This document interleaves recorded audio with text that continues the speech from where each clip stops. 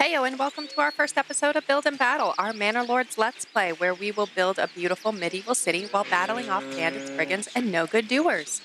If you happened to join us for last Saturday's premiere, thank you for tuning in. And if this is your first time to the channel, well then please feel free to go check out episode 0, where we discussed our general layout plans for the city. And yeah, well, welcome to the channel. In today's episode, we need to get our settlement up and running before our first winter sets in. This means we're going to need to provide our early settlers with basic needs such as food, water, shelter, and fuel to keep them warm through the winter.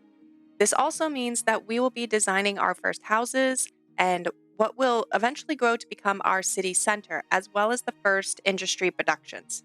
So yeah, I'm wicked excited. We've got a lot to kind of dig into today. And I have been waiting for this game for so long. So let's jump right on into it.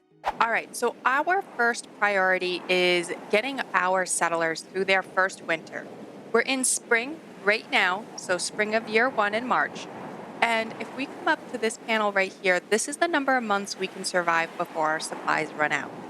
So on this icon here, it tells us that every burgage plot consumes 1 food and 1 firewood per month. Well, fuel. Fuel consumption in the winter is doubled. Additionally, some workplaces consume 1 fuel per month as well. So right now we have 4 months of food and no fuel, like none. So because of that, I want to start our first production chain prioritizing lumber, and we're going to need a logging camp for that. Now on this screen here, you can actually see a couple of things. One, that it costs us 2 timber to construct this, and we have free location. That is going to be kind of important because I'm going to place our lumber camp right here because I actually just kind of want to start clearing out these trees. I'm not going to regrow them. I kind of want this area to be more populated. So I figured this would be a good spot to start cutting down trees. All right, and we just got a pop-up. So in almost all cases, resources in Manor Lords have to be physically moved. It could take a moment, so feel free to change the game speed if you like it. Okay. Yeah, so that's just telling us about the speeds down here. Anyway, let's come in and let's get a lumber camp. And again, this is going to be temporary, so I'm not worried about keeping it for a long period of time. But I do want to utilize all the trees. So I think for now we will just place this right here. All right, so unassigned families work on construction automatically. So what that is telling us here is we have unassigned families. If they're not assigned, they will construct.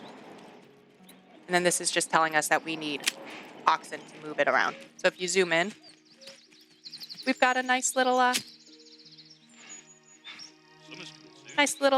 group of people doing things. Let's actually time-lapse this in and watch them construct.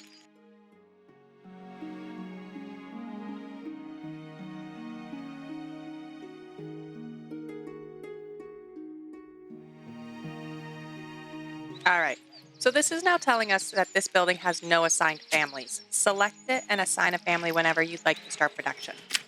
So for now, I'm gonna only assign 1 family.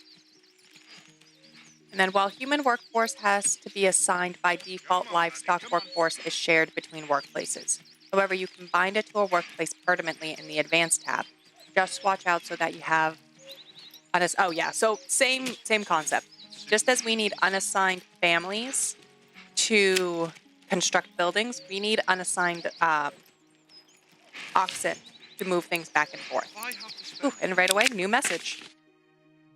I have heard of your renown. I only seek to defend my rights and my honor against those who would wrong me. I hope you will not judge me by the rumors and slander that some may spread about me. Build-A-Bolt.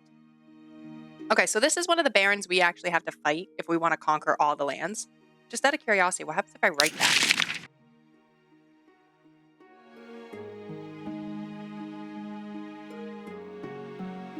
What's the worst that happens? He attacks us right away?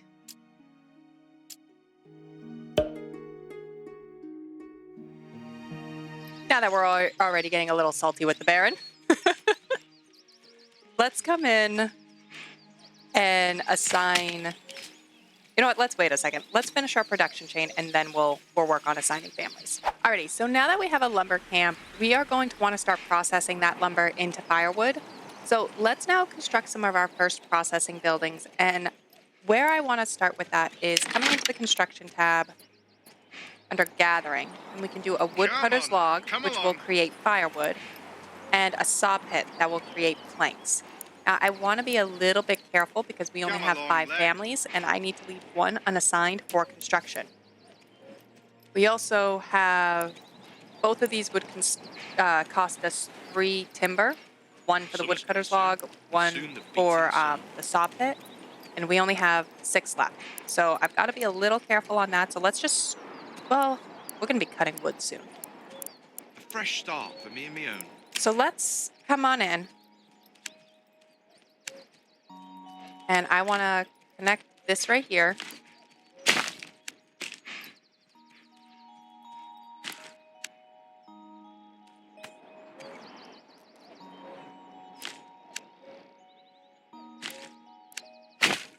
And let's put first the woodcutter's lodge right on the back side. Tomorrow, find a new home.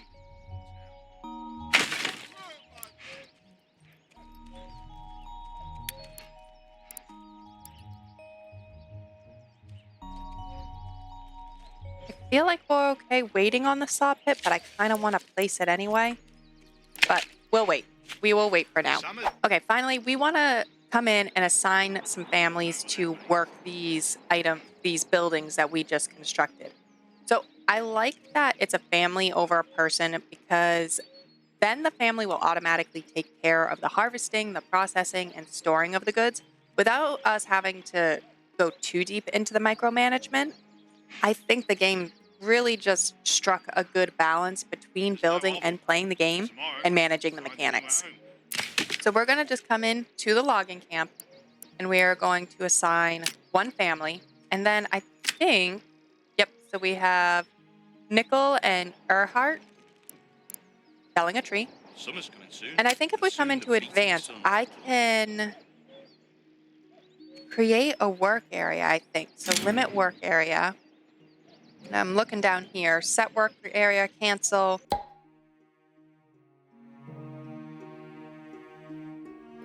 So let's start.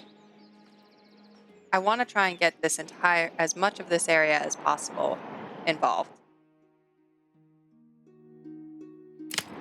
Okay, so we'll set that for now. And what they'll start doing is bringing the trees over, and then our woodcutter, which we'll assign a family, will start chopping it up into firewood. And that should start bringing in some more timber for us. All right, so now that we are taking care of fuel, our next biggest priority is providing food and water to our settlers. And there are a few ways a settlement can do this. And we honestly got really lucky. We landed in a territory that already had a rich berry deposit and a rich wild game deposit.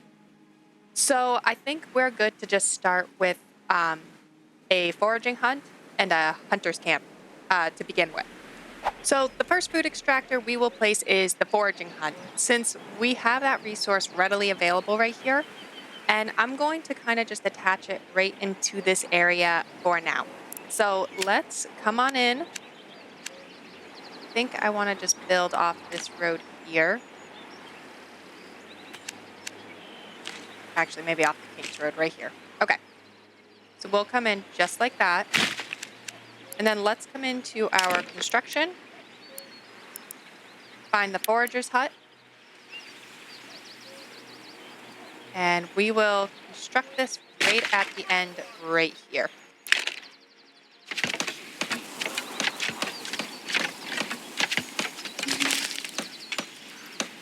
Nice. And our forager's hut is complete.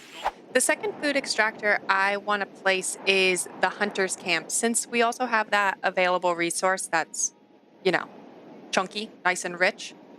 And so I think what we're going to do is we're going to draw another road right here, because then we can put the hunter's camp here and we can bring it right up to this clay deposit when we are ready to build that. So let's come on in. Let's get a road. And I think we should just come straight on in. Maybe a little bit further out. And then let's come back into construction, which I'm just going to use the hot PC and put a hunter's camp right there.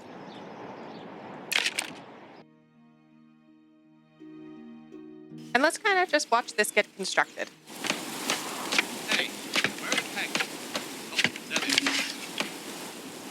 are. All right, hunting camp is complete. Awesome sauce. So just like with our lumber, we're going to want to assign a family. So let's come on in to the forager's hut, and we will assign a family to start foraging in these berries. And then let's do the same for the hunting camp. And already I'm getting a little nervous because we're already down to only 2 months. That red really gives you some nice anxiety right there. And it's raining. The developers did a really good job on the ambiance sound effects. Like, this is just so good. Well, with rain comes water. And with water, our settlers is desperate for it.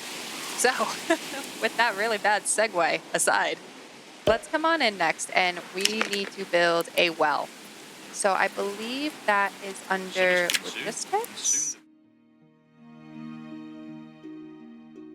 It is under residential. So a well needs to go on top of a water vein. So we have tons of water veins in our place. So I think I wanted to put it right in here, but it's not going to let me. I don't think I can build on the King's Road. Ooh. Or it was a matter that I couldn't fit it. So we're going to put this well, where's that spot? Right here. And same thing. Let's kind of zoom on in. Just, wow, this is so gorgeous. So for anyone who doesn't know, I love hiking. Like, I'm happiest when I am outside. And even with the torrential downpour right now, I would love to just be walking around this area. Like the wildflowers, the trees. Now I want to go hiking.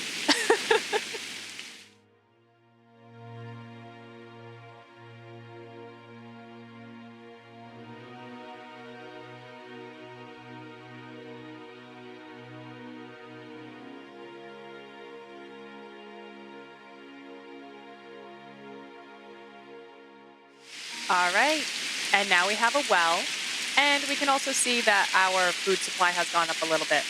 It's getting soaked at the moment because of the rain, but we have food again, guys. We have food. All right, so next, we need to provide the settlers a place to store their goods. So I think what I'm going to do is come right in this area, and we are going to put down in our logistics tab a granary and a storehouse. I will be completely honest, I really don't understand the difference between the twos.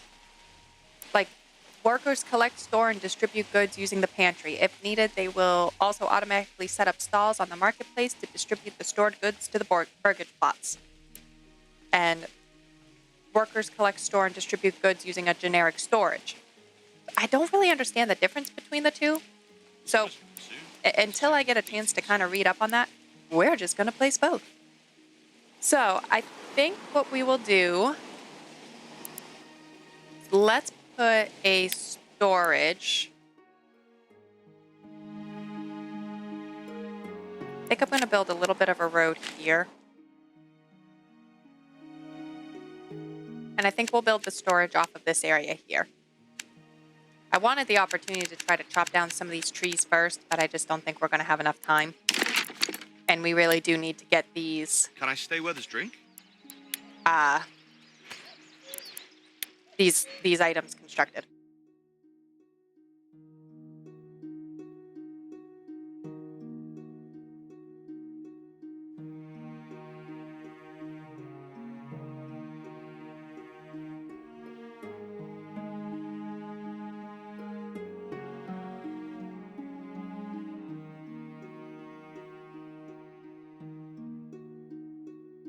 So we will complete that there.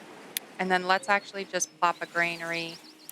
Let's get a storehouse first. And I want to kind of try Summer's to coming position soon. it right on And the soon, corner here. please.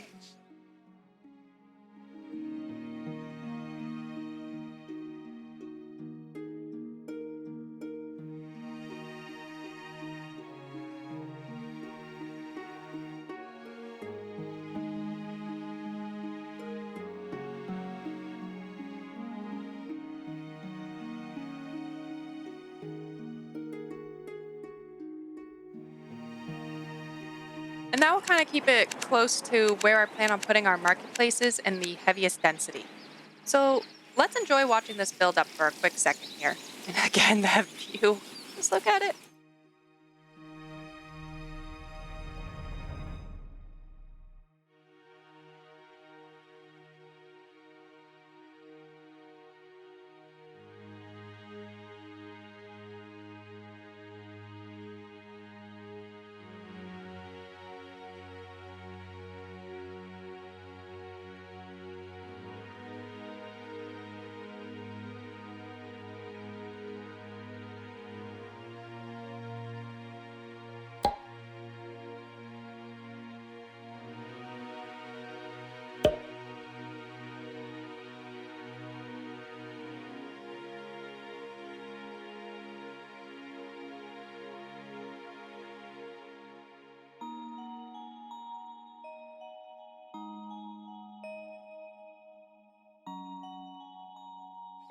All right.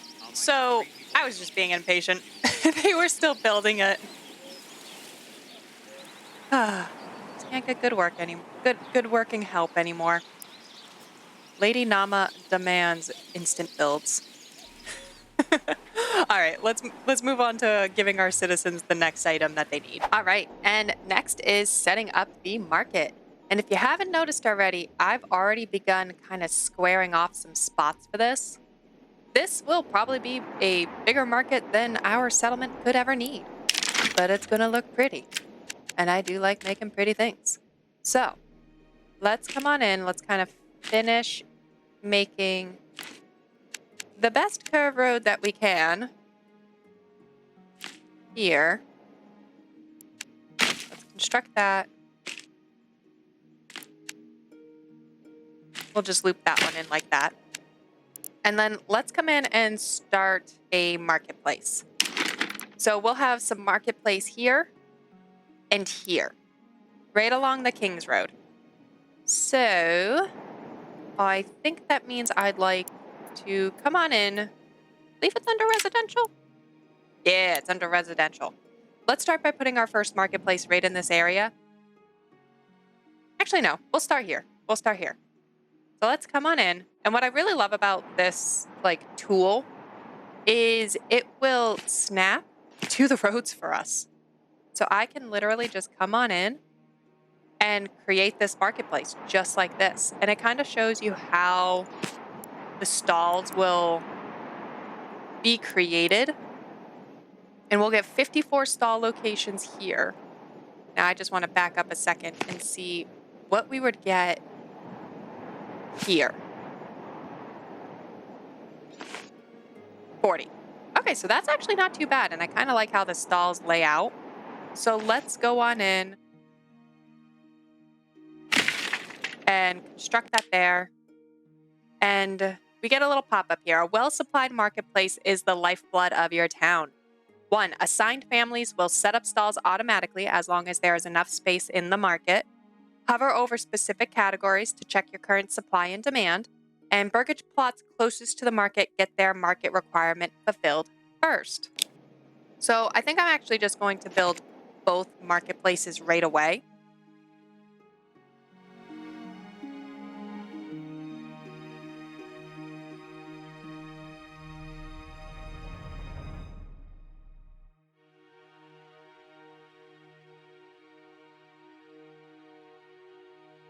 There we go. That's what I want.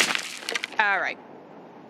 So this way, everything will kind of just start filling in. It's close to our little storage area here, close to our forager hut. And what we can do once we deforest this a little bit is actually build some burgage plots right along this road we constructed, and maybe even eventually on this road a little bit, or we'll just cut out another road here. These houses here could probably get leveled up to artisans, which leads us into our next construction. Getting more families and more population in here. All right, so let's get some housing in here. And I'm going to experiment a little bit because this right here is the King's Road. So I do not think I am able to build along the King's Road. Oh, or maybe I am. We are. Cool. Oh, that makes that very nice. That's a boatload of burgage plots, though. So each plot costs 2 timber. And we have 35, actually, so we totally could just go ham. All right, let's do it. Let's come on in. Let's see how big we can get this. I don't think we need it that big, but I do want there to be a backyard. So I think this is how we're going to put this in. Take a look. So it'll cost us 28 lumber, but we will get 14 burgage plots out of that. So that should set us up for a while. And we could reduce... Oh, I kind of like that. We could reduce the density, or we could increase the density. And I actually think we're going to reduce the density, because then we can get this little extra spot here. I don't know if I need that for the level 3 burgage plots. But then we have 1, 2, 3, 4, 5, 6, 7, 8. Oh, it tells me 8 right on my cursor. Okay, so we'll have 8 burgage plots right on this main road. And I think 8's a good number. So 9's a little denser. 10, we don't get all of them. So let's actually go with 9. And this construction's going to take some time, but I'm really excited to kind of time-lapse this in and keep an eye on how it fills in.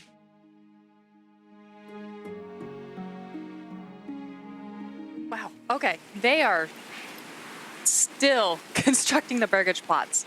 So just quickly, we started this these 9 burgage plot constructions back at like the end of spring, beginning of summer, and we are now into fall, and only one has been built.